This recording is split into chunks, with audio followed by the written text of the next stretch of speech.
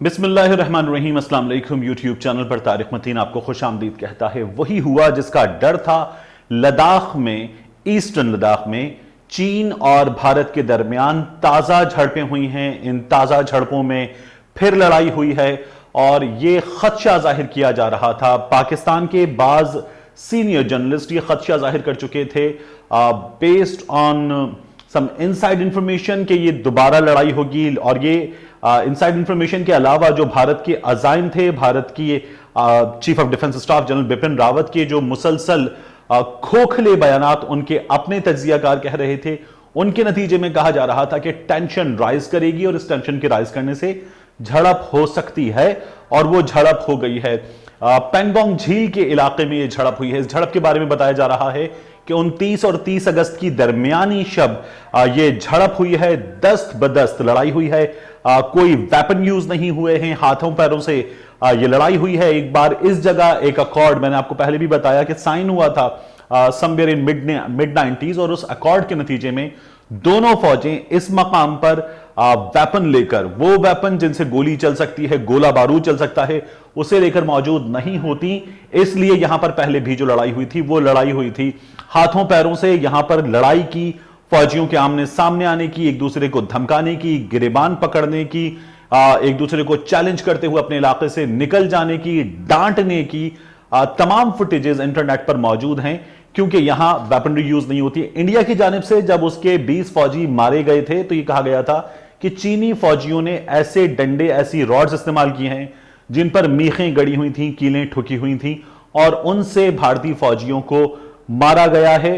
और यह इंडिया ने यहां पर मौजूद जो मुआहिदा है उसकी खिलाफ वर्जी की है, यह मुसलसल कहा जा रहा था। अब भी जब यह झड़प हुई है तो चुशुल के मकाम पर, चुशुल मोल्डो के मकाम पर ब्रिगेड कमांडर्स की सतह पर मुज़ाकरात हो रहे थे। ये जो ब्रिगेड कमांडर्स की सतह के मुज़ाकरात हैं, इसके कई अदवार हुए हैं।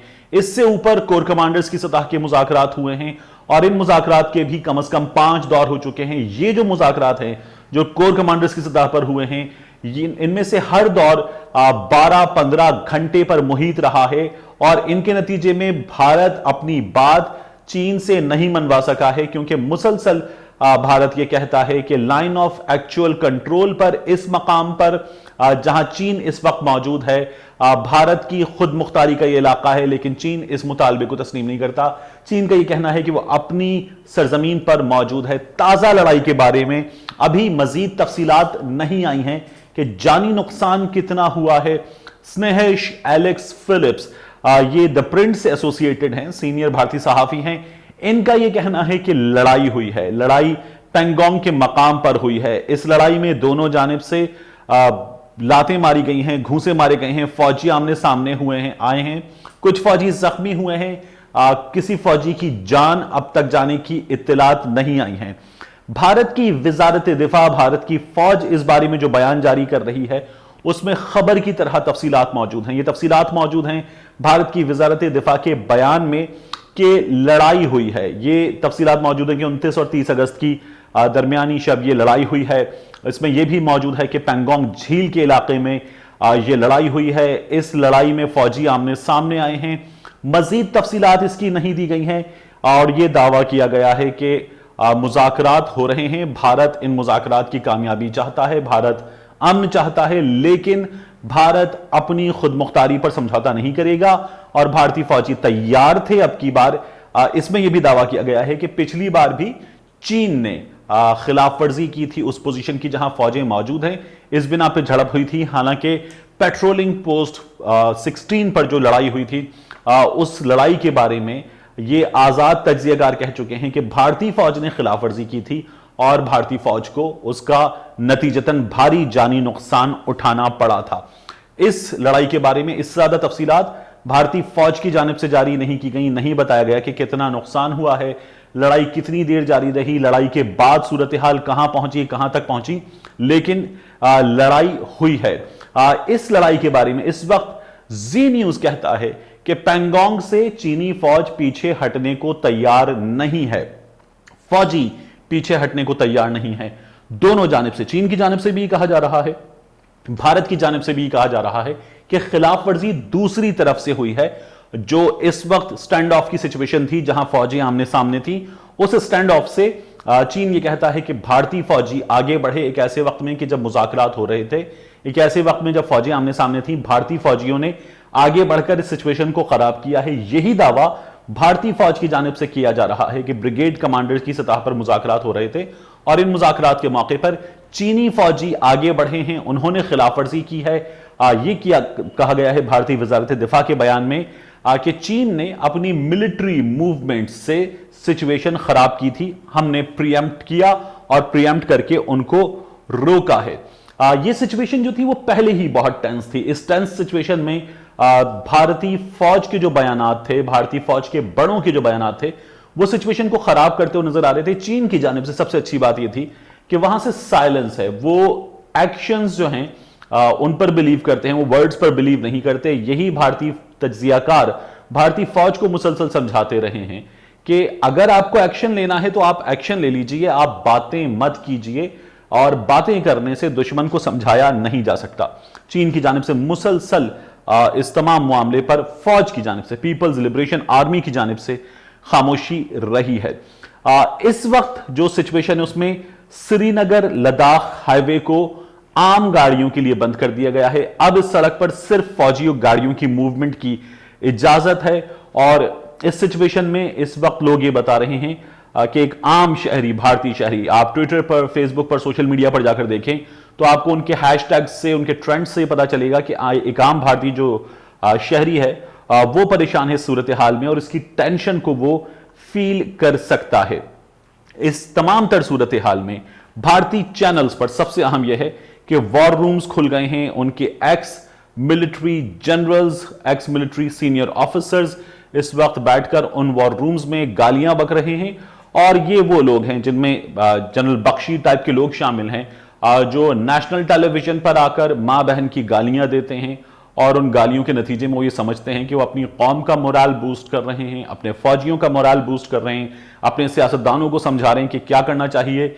लेकिन इन तमाम तर गालियों के नतीजे में वो एक मजाक का निशाना बनकर रह जाते हैं। भारतीय स्टैंड अप कॉमेडियन उनका मजाक उड़ाते हैं, एक आम भारतीय शहरी उनका मजाक उड़ाता है, दुनिया भर में उनकी इन तमाम हरकतों पर उनका मजाक उड़ता है। और फिर उसके बाद इस वक्त ट्विटर पर या मुख्तलिफ जगहों पर आप देखिए तो भारतीय अदाकार जो हैं वो अपनी फौज का हौसला बढ़ाने के लिए आ गए हैं।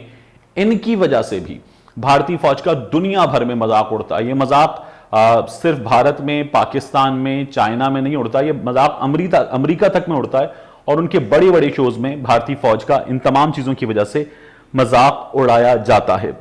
जनरल बिपिन रावत ने यह कहा था कि अगर फौजी सतह पर, सिफारती सतह पर जो मुज़ाकरात हो रहे हैं वो मुज़ाकरात फेल हो गए तो हमारा मिलिट्री ऑपरेशन का ऑप्शन तैयार है और वो टेबल पर है, हमने अपनी प्लानिंग कर ली है।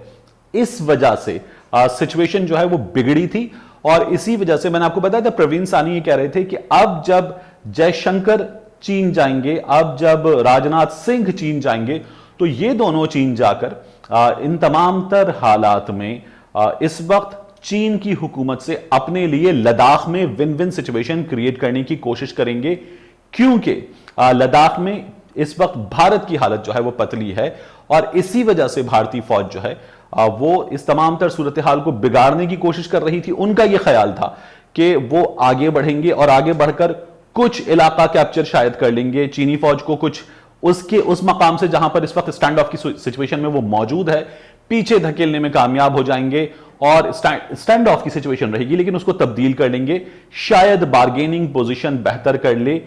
ये तज्जियाकारों के मुताबिक उनकी राय है कि भारतीय फौज चाहती थी, लेकिन ऐसा नहीं हुआ है।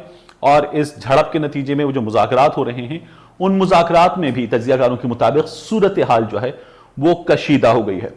इस झड़प में जानी नुकसान क्या हुआ है, कितना हुआ है, इसकी तफसीलात तो अभी सामने आना बाकी हैं, लेकिन सूरत हाल एक बार फिर टेंस है। ये सूरत हाल जो जिसे हम कह रहे हैं टेंस है, इस सूरत हाल में आप देखिए चीन जो है वो मुतादिद मकामात पर लाइन ऑफ एक्चुअल कंट्रोल पर अपना मिसाइल डिफेंस सिस्टम नस्ब कर चुका है, कर रहा है।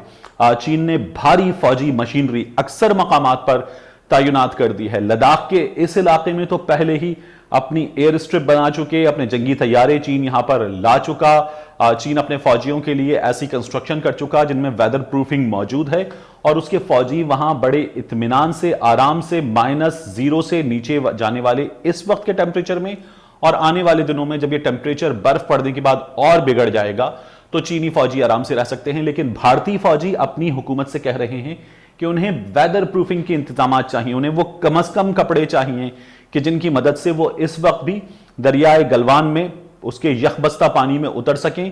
वो उतर नहीं पाते और इस झड़प के नतीजे में भी अगर कभी वो पानी में झड़प हो जाए तो भारतीय फौजी मुकाबला करने की पोजीशन में बिल्कुल भी नहीं होते। ये वो हालात हैं जिनमें भारतीय फौज इस वक्त लड़ रही है। भारत ने भी यहां नजदीक तरीन अपने तैयारे जो एयर बेसिस हैं उन पर तैयार कर दिए हैं। भारत ने अपनी फौज के लिए हवाई राहदारी तैयार कर ली है, एक मैकेनिज्म बना लिया है कि लड़ाई की सूरत में, क्योंकि भारत लड़ाई चाहता है। चीन ने यही अमेरिका को भी बताया था कि वो ट्रेड टॉक्स पर बिलीव करता है, वो बातचीत पर बिलीव करता है। वो ये मना करता रहा अमेरिका को कि साउथ चाइना सी में आप हमें प्रोवोक कर रहे हैं, आप हमें प्रोवोक ना करें, आप मुसलसल हमारे लिए सूरत हाल बिगाड़ रहे हैं, हम ये नहीं चाहते। अमेरिका ने भी वहां पर अमेरिका ने जो मिशन था वो बंद किया, अमेरिका ने कौंसल खाना बंद किया, चीन ने जवाब दिया था, चीन ने एक्शन खुद नहीं लिया।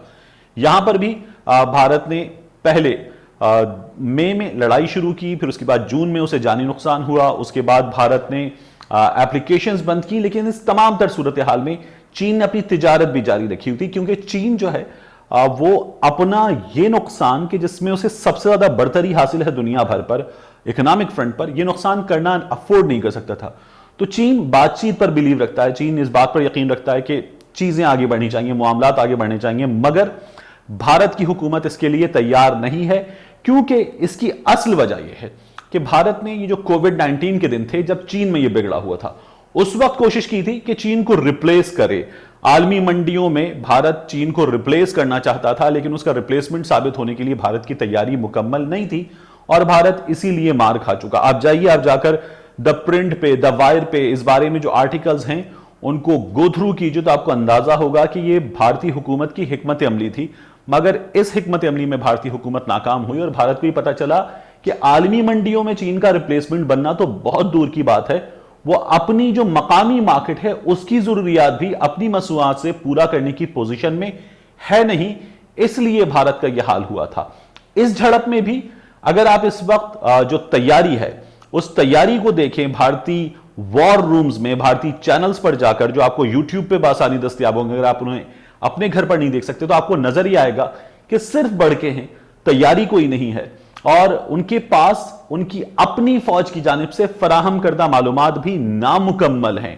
भारतीय फौज ने एक छोटा सा स्टेटमेंट दिया है, ये वो इलाका है उनके अपने देश में कि जहां भारतीय फौज को एक्सेस 250 किलोमीटर पीछे तक है और उससे आगे 250 किलोमीटर उस मकाम पर जहां झड़प हो रही है, जहां हालात कशीदा हैं, भारतीय मीडिया को जाने की इजाजत नहीं है और इसीलिए उनके शहरियों से, उनके चैनल से, उनके वाइब्रेंट और बहुत बड़े मीडिया से भारतीय फौज भी, मोदी सरकार भी मुसलसल झूठ बोलती रही है और अब भी यही तमाम तर सूरत हाल नजर आ रही है।